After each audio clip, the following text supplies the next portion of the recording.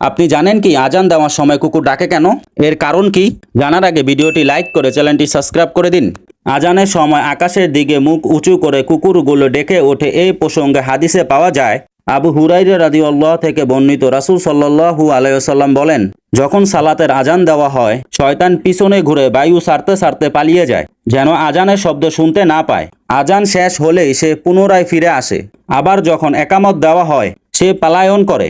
একামত শেষ হলে সে পুনরায় ফিরে আসে এবং সালাত আদায়কারীদের মনে সন্দেহ ও সংশয় সৃষ্টি করতে থাকে। সে তাকে বলে, এটা স্মরণ করো, ওটা স্মরণ করো, যে কথাগুলো সালাত আদায়ের আগে তার স্মরণেই ছিল না। শেষ পর্যন্ত সালাত আদায়কারী দ্বিধায় পড়ে যায়। সে বলতেই পারে না যে সে কত রাকাত নামাজ আদায় করলো। অন্য এক হাদিসে রাসূল সাল্লাল্লাহু আলাইহি ওয়াসাল্লাম বলেন, তোমরা রাতে কুকুরের চিৎকার এবং গাধার ডাক শুনতে পাবে। তখন আল্লাহর কাছে অভিশপ্ত শয়তান হতে আশ্রয় চাইবে, কারণ তারা এমন কিছু দেখতে পায় যা তোমরা